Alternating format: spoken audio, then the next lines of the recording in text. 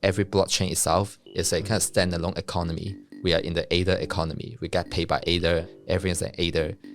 So we have to manage this thing actively. What kind of attracts me the most in the blockchain ecosystem itself is indeed the governance. If you think about the problem that's solving, it's just massive. Like we're playing the video games, we're having the technology tree, we're getting into the next block kind of thing. Playing Civilization, right? Yeah, Civilization. Exactly. Yeah. You got what I meant. We got the flyer now. This is huge. Shout out to the whole Polkadot community for everything that they're doing governance-wise. It's incredible. But it takes time, right? Yeah. It can be very messy. We are actually in the same team with Polkadot because we are just trying with different models all together. We get it right once. That's already a huge impact made to the humankind.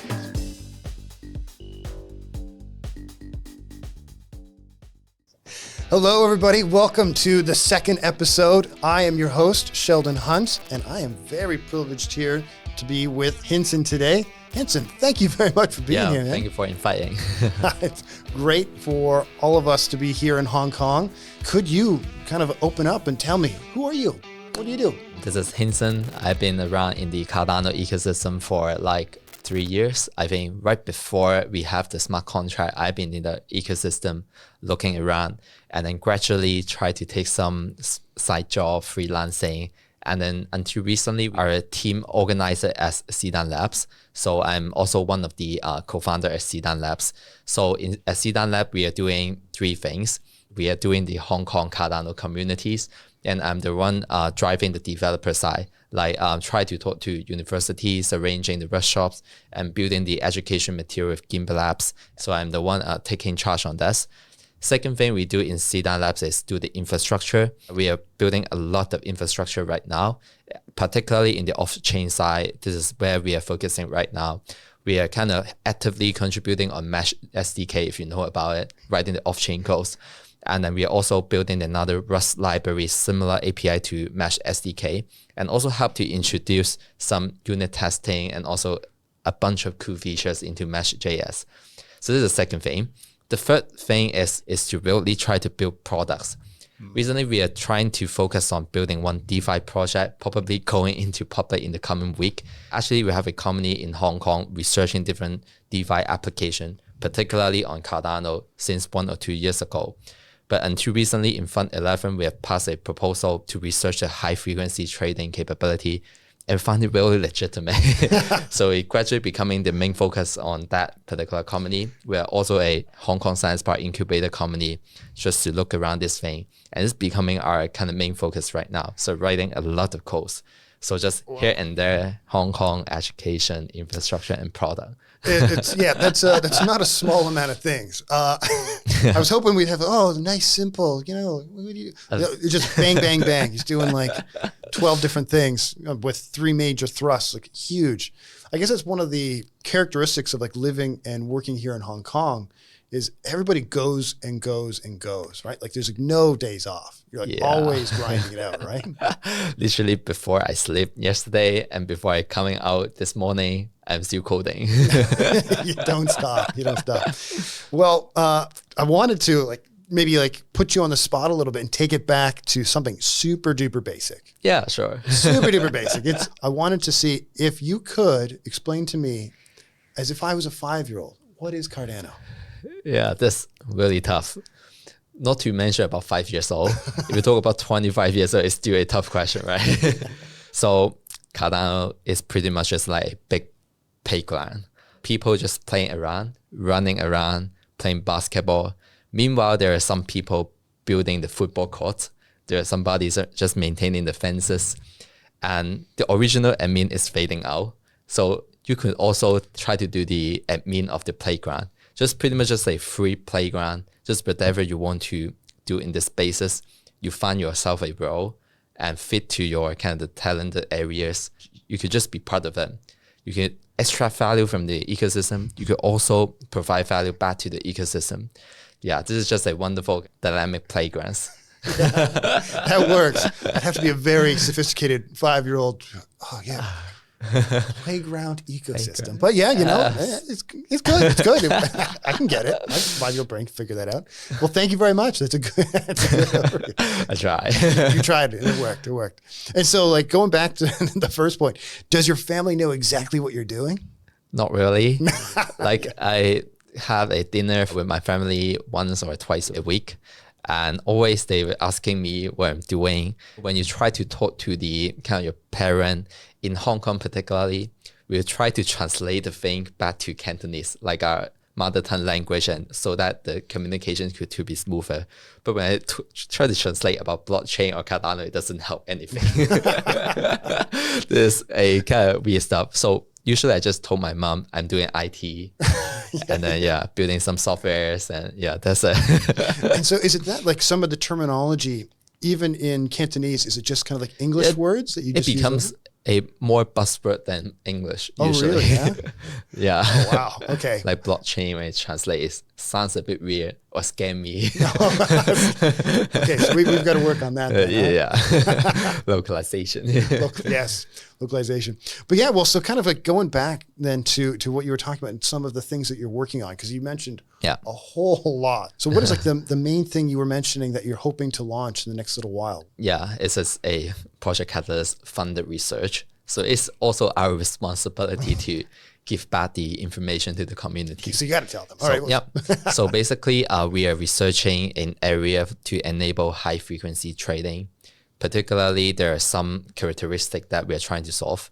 One is when you're going for a test, you want to place order, cancel the order, modify the orders. Every action costs you money right now.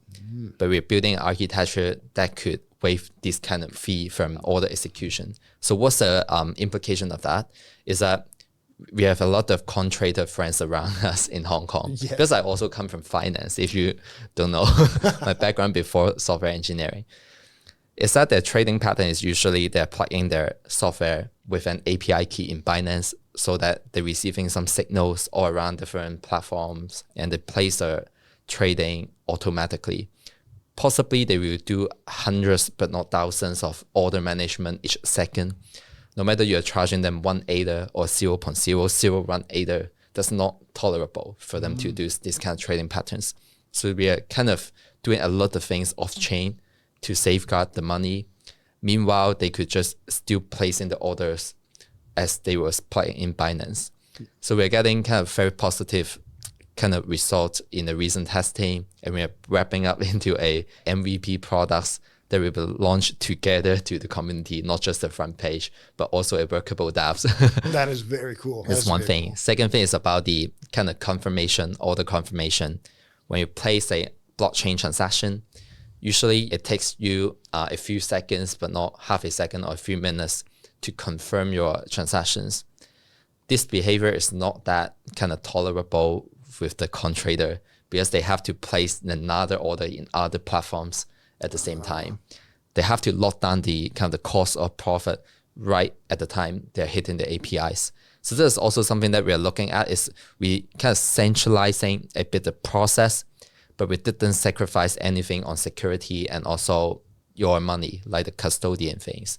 So this is a kind of the architecture of our research. It's kind of getting the middle ground between the centralized product and the decentralized product. Yeah. This is something that we're working on, When people think of like high frequency trading and kind of, it's quite like finance heavy, but it's been thought of usually maybe like ETFs, or it's much more in the domain of maybe Bitcoin and then increasingly Ethereum, but there hasn't been much action with ADA, right? And so what you're trying to solve here is perhaps an opportunity to maybe raise like ADA up as a more useful trading asset, right? Yeah, exactly. In case you're not sure how it looks like in the financial hub in Hong Kong, like just for a typical trader, they're having some million US dollar kind of assets under management, not to mention those institutions, maybe up to hundreds of millions or billions.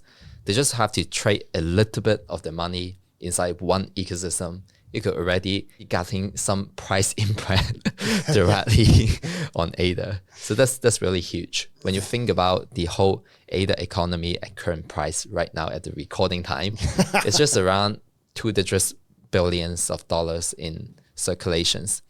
when it comes to the traditional financial market, just a new publicly listed company already costs this level of valuation. So blockchain is still very, very small. Cardano particularly is very, very small. Yeah. And we have to try to ingest some new or fresh liquidity into the ecosystem. Everyone gains, not just our potential debts, but maybe min swap gains as well. Yeah. Because we are not serving the same target customers. We are mostly serving the outsiders, like what we're building. Okay, you're pretty smart. You know what you're doing. You've been in finance. You can code now. So in theory, you could be doing what you're building now, what you're doing on any blockchain, right? In any ecosystem. So why choose Cardano?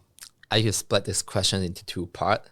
Okay. Like at the very beginning, why I choose Cardano, and at the current state, why I can not going anywhere. So as of the first question, maybe it's a little bit disappointing. I kind of choose it randomly. Randomly? Like, but not exactly randomly, but looking into some background information, knowing that it's a bit more secure, decentralized than other blockchain. But you know what? Just at the very beginning, no one actually know what does that mean, right? So I would just love your honesty, man. Yeah, and also look at some of the kind of great inspiration from Charles, like the live podcast. I pretty go along with his kind of vision, at least at the very beginning when everything is just trying to building out. So this is why I came into this ecosystem. And it may surprise you that when I coming into the ecosystem, I do not know how to code. Oh, wow. Yeah, just like 3 years ago. And I just do everything, the first kind of IT thing in my kind of career or life is setting up a stake pool. This is the first thing I do when I come into Cardano. Just trying to look into the documentation, try to make sense about everything. So you have very like humble beginnings. So you start, you kind of watch some videos, you get into it, stake pool, and then I guess by necessity, you've got to learn how to run the stake pool, right? And get you into coding, and then fast forward, and here you are creating awesome products for the whole ecosystem. Yeah, because I come from the finance background, I have a CFA credential as well. So I'm a chartered financial analyst. So given that background, when I come into the Cardano ecosystem or the blockchain ecosystem in general, the first thing I want to do is DeFi. Just I could see there's so much gap between the traditional financial world and what we are having now, just different blockchain, we're still lacking a lot of things. Yeah. So at the very beginning, I learned Solidity before coming into Cardano and tried to build something on EVM. But very quickly realized that there's already a lot of people trying. This is the first thing. And the second thing is I kind of scared about the security thing. By the time I was learning that, there's huge debate around some has like re-entrancies or just some EVM has that at the kind of software engineer beginners, I kind of get quite scared of it. And I like the kind of SCM of Cardano is once you get it right, you cannot get wrong. Because we're doing just input, output, pure functions in the smart contract. So we cannot get anything wrong if we do the computation, a calculation right. So I put it like this kind of saying and then start learning and getting deeper and deeper. And now you're so deep you can't leave, right? Not exactly. I would not classify myself a Cardano message. Right now, I'm more of a kind of adoption message. Just whatever things that could boost adoption, I would try. But yeah, you know what? I'm just more familiar with Cardano. So probably for any idea, I probably still start on Cardano. And for the larger part of the reason why I'm staying around here is pretty much just someone like you or Jingles from MASH, James for Gimbal Labs. There's just so much awesome people around this ecosystem. We just hang around for different things. I keep asking myself one question is, when I'm doing a full-time job, I can never have this opportunity to work with all these awesome people just together with some random things perhaps. This is something that I really like about this ecosystem. It's about the people. On one hand, everyone is just driven by the idea, concept, or ideology of the ecosystem promoting. Like we are mostly focusing on decentralized governance, this thing. This is on one hand. On the other hand, I could still feel that we are kind of realistic. Like we are still thinking to build something that someone will use and will think about whether we are not going into the kind of messy directions. It's just I like the people, in short. Well, so sticking on that, like on the people, the community here in Hong Kong is awesome. It's very vibrant. It's very proactive. You guys are doing a lot of events. Yeah. So imagining like if you were going to do a community event anywhere in the world, which community in Cardano do you think is the coolest? In my eyes, just everyone from the community is just from the world, not really from anywhere particularly usually. It's already international, right? Yeah, like after 1 year I working with Jingles on Mash, I start to understand he's a Singaporean. Like, yeah, 1 year after I working with James from Gimbal Labs, I know that he's from America. Like, so yeah, you know really the people, you know what they do, and you only realize where they're from. Or we could usually just recognize the Discord handle first. Yeah. Yeah, this is a real kind of situation when I go for the Token 2049 in Singapore in last year. I met Jingo in person. We talked like 15 minutes straight about different things, on-chain, off-chain kind of projects. And then I look into his name card. Oh, wait, Jingles, Mash? Oh, so you're a Jingo for Mash? So, hey, what? So who are you? So I'm SIDAN whatever. So, oh, you are whatever. Yeah. You just didn't know. Yeah, we just didn't know. We just know about each other's handles. That's what it's like, you know? Yeah. Building Web3. Yeah. So many people can be just anon. We know about the substance. Like I know Jingo's building Mash is awesome. He knows that I'm contributing to Mash and building a bunch of different things. So we know the substance, but not exactly the phases at the very beginning, at least. And I would do a major disservice to myself if I didn't put you on the spot for some governance questions, because, you know, that is the huge topic in Cardano land these days. Wanted to get your thoughts on what governance means for yourself and for your projects and for Cardano more generally. I just do a metaphor. Like when you look into a country, just whatever country, United States or anywhere, there is one thing called monetary policy, right? They control the money supply, circulations, those kind of things. And when you look into every single country, there will not be a monetary policy just be static forever. Why it's important for the governance? Like because for every blockchain itself, it's a kind of standalone economy. We are in the Ether economy. We get paid by Ether. We give people salaries or compensation for work in Ether. Everything's in Ether. So we have to manage this thing actively. Preferably, we're getting some of the opinion from the people inside the ecosystem. Yeah, the citizens. This is on the surface level. But in the kind of blockchain ecosystem, we have another variant as well, which is the technology, like when we compare to the country. So we also have to actively develop the technology, but this is not a kind of a linear questions. Like this is the origin of the technology. We could go that way, this way, so many directions, and there's limited resources. So we also have to come into the consensus. What this really matters? Is the block size to be larger, transaction per second, increasing the kind of specifications. There's a lot of things, like how to keep the decentralizations, a lot of different metrics. So that's why governance comes into the importance role. 1,000 people got 1,000 opinions. Yeah. We kind of want to unite it into kind of a more generally acceptable opinion, and then people just work on it together. Yeah. So that's really tough problem to solve. And that's really important as well if we do it right. Just as you were saying, it is very tough. It's very tough. In this, we're not entirely the first ones to do it. I know like Polkadot, they've been charting their own way forward with governance and seeing a little bit of what's been going on there. And shout out to the whole Polkadot community for everything that they're doing governance-wise. It's incredible. But it takes time, right? Yeah. It can be very messy. Although I'm more a finance guy, but what kind of attracts me the most in the crypto ecosystem or the blockchain ecosystem itself is indeed the governance. This is the most amazing part. If you think about the problem that's solving, it's just massive. We are playing the video games. We are having the technology tree. We are getting into the next block kind of thing. Playing Civilization, right? Yeah, Civilization. Exactly. Yeah. You got what I mean. We got the fire now. This is huge. But at the beginning, because adoption and the general knowledge is not that yet, so people's attention will not naturally getting into this thing, but rather people will look into the Ether price. Yes. A lot of these things. But I think it makes sense. Like at the beginning, everyone just care about those things. But when you really look into the technology, but not the coin itself, Actually, the governance is what we are kind of having the breakthroughs or trying to have the breakthrough. So I think we are actually in the same team with Polkadot because we are just trying with different models all together. What we want to have as the civilization, humankind civilization, is really to get this thing right. Yeah. No matter it's from Cardano, Polkadot, or any ecosystem, we get to give different attempts.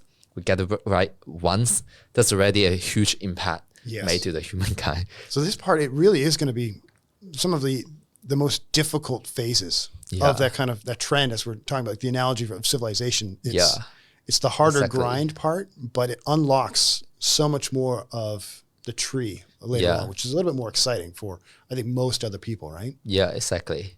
What do you think will be what gets most people excited about governance later on? Is it going to be treasury action? Is it going to be representation? I think for general public, just to be frank, probably the money, like the treasury. This is a kind of general thing. But the people who care about governance, particularly Gimba Labs people, I kind of actively engaging with them, talk about these things. We're practicing some practice, like the governance process, mini governance process in Gimba Labs as well. That we more care about is indeed the process, like how one person come up with a proposal, how different people review it, how people giving comments, how different parties just interact from the life cycle from one things you want to do into carrying out everything. This is the most fascinating part. Also, there's a kind of a tough question is how we could engage people. Like, although we are giving some try, but I think we are still not to that level yet. But we are still working hard into getting more and more kind of outsider people to really to engage in the process. But these are the things that I think we'll be really interested or excited if we get the thing right. We do not have to get everyone participated on that. Just maybe 10% is already very, very huge. Like we get so much brain power. And then it's kind of very fascinating that a million people just come up with the same things that align.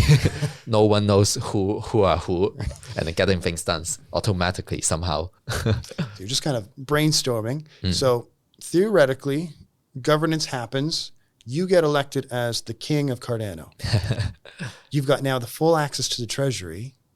What would be like the main kind of investment that you would use that funding for? Yeah. So first of all, I don't think the king of Cardano could access to the treasury. It's a trick question. Thank you very much. It's a trick question. He passed. Great. But if I get the money, probably I would just at least try to bring the kind of general public kind of knowledge, the kind of generic education thing up to par.